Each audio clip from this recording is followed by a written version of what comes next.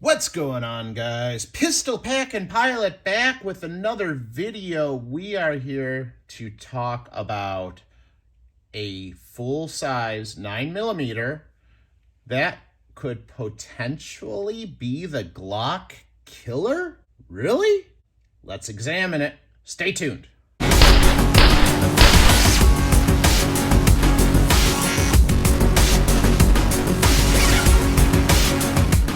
Alright guys, Pistol Packin' Pilot is back. Today we are here to talk about a company based out of Texas called Shadow Systems. And Shadow Systems has made this, the DR920. Many people will call it a Glock clone. And to some degree, I guess it could be argued that it is. It carries a lot of Glock parts, which is good because Glocks are known for what? They're known for their reliability. Some of the most reliable pistols that money can buy. What Shadow Systems has done is they've taken the standard Glock 17, which would be the full-size 9mm, and they've basically kept all of the things that Glock did right and all of the things that Glock should have improved on, they improved on. So I guess you could think of it almost as a Glock on steroids, but the question is, how does it perform? We're going to get to that. And by the end of this video, we are going to actually rate this sucker on a scale of 1 to 50. And we are going to rate it in 5 different categories: ergonomics, reliability, accuracy, shootability, and affordability. But we'll get to that in a second. First, what's included and how much is it going to cost? They give it to you in a zip-up nylon carrying case that's enclosed inside of a large cardboard box. Comes with a trigger lock, 2 17-round Magpul GL9 magazines, 3 different back straps to fit your specific hand, the tool for changing out the back strap, some Loctite, the magwell plug, a user manual, and of course a Shadow Systems sticker. So this gun, as I said, is 9mm, specs wise 17+1, so it's an 18-round capacity, 5-inch 416R stainless steel twist barrel. The gun weighs 23 ounces empty, so just under 1.5 pounds. It has an overall length of 7 3/4 inches, a height of 5 1/4 inches, and the trigger weight is approximately 4.5 pounds. But before we get to how this compares, first of all, we'll safety check the weapon. Empty magazine, empty chamber. The gun is safe. Let's check the trigger. I'm going to try to do this left-handed so that you guys can see what the trigger is like. It'll break right around 4.5 pounds. There's your break. There's your reset. The reset is tactile, it's audible, and it's crisp. And then you come back just a very small amount of creep and another break. How does that compare with the Glock? Well, I don't have a Glock 17, but I do have a Gen 4 Glock 31. This is the 357 SIG. Haven't done a whole lot to it. Still's got the factory sights because I don't use them, because this gun usually is the gun that I use to snap into a micro-roni, and I turned this one into a tactical carbine. It's the closest pistol that I have to the Glock 17. The specs should be nearly identical. So let's put them side by side. The width, pretty similar. The Shadow Systems sticks out a little bit more because of the Surefire X400 light laser system I have on the gun, but as you can see, the length is about the same, and the height is pretty much exactly the same too. So they're very similar. One could even argue identical to the frame for the Glock 17 and the Glock 22 and the Glock 31. As you can tell, it's obviously got the fluted barrel. That's a nice twist. It's got the magwell, which makes emergency reloads that much easier.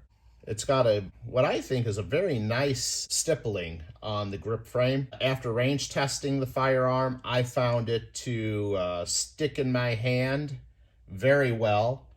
Didn't really have to readjust the firearm. After pumping a couple hundred rounds of 9mm through this pistol, I had zero issues with any type of blistering. But most importantly, what I really like about the gun is you didn't get Glock knuckle. And it's got the double undercut trigger guard. So for those of you who don't know what that is, this is undercut. So when you're holding the firearm, you have a little more room for your knuckle there, and you don't get that Glock knuckle. And if you've done any amount of firing on Glocks, you know what Glock knuckle is. And they've also eliminated that ridiculous Glock hump. The grip angle is better, and the beaver tail has been extended. We all know exactly how much Pistol Packin' Pilot loves his beaver tail. The mag release is oversized. I found it to be extremely easy to manipulate. The slide release is also oversized. It comes with these thumb ledges, which is apparently a spot for you to rest when you're shooting, obviously, with that both thumbs forward grip. Your support hand thumb is supposed to rest right on this little ledge here. We'll get to that in a minute. And of course, you've got your single slot Picatinny rail. You can't see it because I already have a Surefire X400 light laser mounted onto the gun. The gun comes with high visibility sights on it. You can kind of see through the Trijicon RMR that I have there. The front sight fluoresces in the daytime, but it's also a night sight at nighttime. The sights work extremely well. The Trijicon RMR, what can I say? It's an RMR.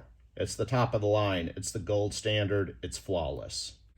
And of course, for the rear sight, you get that blacked out combat sight, which I really do like, because anybody that's done any type of handgun marksmanship knows you're focusing on that front sight. Those rear sights should be blurry. Your target should be blurry. Your front sight should be clear on the target. And I like the fluorescing high visibility front sight because it, in my opinion, makes for much quicker target acquisition and much more accurate follow-up shots. Especially when you can't see very good. Wah, wah. There's the comments from the peanut gallery from Mrs. Triple P. She just crawled out of her hole. I love when you crawl into a hole, Pistol Packin' Pilot. All right, now let's get to what I think is one of the coolest fucking things about this weapon. And it's not just this weapon, it's Shadow Systems in general. And that is, if you are carrying a Shadow Systems firearm and you have been involved in any type of self-defense shooting, obviously, you know what an advocate I am for having some type of legal protection. You know, you need to keep your fucking mouth shut. You need to talk to an attorney. It doesn't matter how right, how wrong, how justified, or how unjustified the shooting may or may not be. You need to keep your fucking mouth shut. You let your attorney do the work for you. No matter how justifiable this shooting that you're involved in may have been, the police are going to take your weapon. They have an investigation to conduct. That's just how shit rolls, boys and girls. Bye-bye, brand new gun. But Shadow Systems is the only company that I am aware of that will give you a brand new free gun. If you have used this weapon in a self-defense shooting, Shadow Systems does not want you to go unprotected, and they are going to replace the firearm for you. Now, let's talk about the range test. Generally, you're supposed to clean a gun. I don't like doing that. I took the gun right out of the fucking box and took it straight to the range. Didn't even field strip the gun, straight to the range and pumped several hundred rounds through it.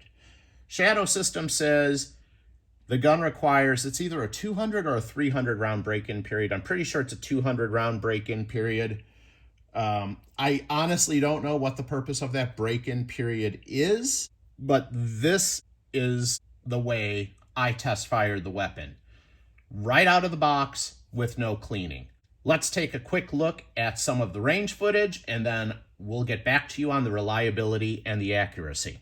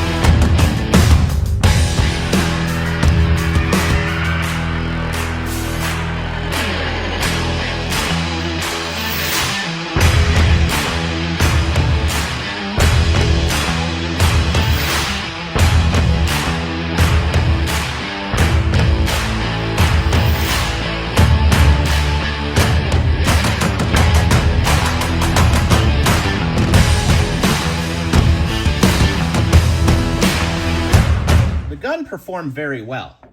With all of the rounds that I pumped through the firearm, I can tell you that I had 0 malfunctions.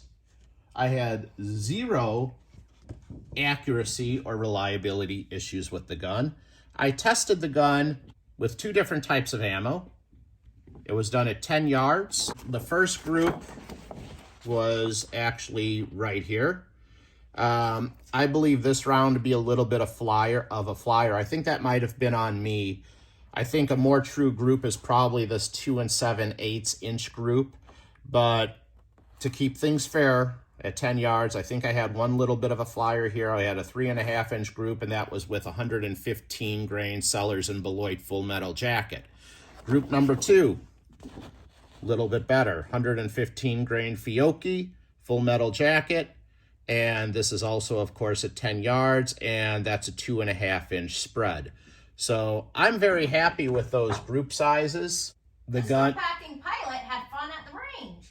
Pistol Packing Pilot always has fun at the range, Mrs. Triple P, but we can agree that the gun has pretty much 0 reliability and 0 accuracy issues. But to be fair, I have to come up with a complaint about the gun. I have 2 minor issues. These thumb ledges right here. They're supposed to, when you're firing the weapon with your thumbs, I don't know if you can see that, with your thumbs forward grip, this support hand thumb rests on that ledge. And it's supposed to allow you to hold the frame down a little bit more to control recoil. I can tell you, it just pops right up. I found myself just putting my thumb right back on that ledge. It feels good resting on the ledge, but you certainly cannot hold the frame down on that ledge. Not a big deal. I think these ledges are a little bit more of a novelty than anything anyways. I think their intended purpose, maybe it's just because I have big hands, I have big thumbs. And Mrs. Triple P, you know what they say about men with big hands, right? Big hands, big feet, big D. So, no comment. So I think that might be a little bit more of a novelty, guys. But again, it is not necessary at all. The gun feels phenomenal in your hand. And if I had one other complaint about the gun, when you're talking, once again, the mag is empty, the chamber is empty. If you're talking about a malfunction and you need to rip that magazine out, you cannot really rip the magazine out if you have a double feed or some type of situation like that. Now, if I take the magwell off the gun, it's much easier. But with the magwell, it's very, very hard to rip it off. So you really, if you're planning on having a double feed or some type of malfunction where you need to just rip that mag out, strip it out, and run another emergency reload, clear that malfunction out, and dump in the new mag, it's going to be very difficult to rip that magazine out with the magwell in. So I guess everything is a compromise, guys, but if I had to find anything to criticize this phenomenal weapon on, that would be the only two issues that I could find with the gun. So how'd it do? Ergonomics, I've never shot a weapon that felt better in my hand. This gun rates a 10 out of 10, in my opinion, with the ergos on it. What on earth is an ergo? Ergonomics, Mrs. Triple P. Reliability, guys, I've got several hundred rounds through the gun. I never did a break-in period. I never cleaned or oiled the gun before I took it to the range, and it functioned flawlessly. I cannot give it anything other than a 10 out of 10. Accuracy, I got no complaints about that, guys. If that's a bad guy standing 10 yards away from me, he's going to have a really bad fucking day. I'm very comfortable with that, and that was not even high-quality ammunition. That was just your 150 grain full metal jacket Fiocchis. I am running much, much higher quality jacketed hollow points for self-defense. Shootability, guys, the gun is a pussycat. Quick follow-up shots, not very snappy at the range. It shoots like a champ. Great double taps on the weapon. Shootability, you get a 10 out of 10 on that.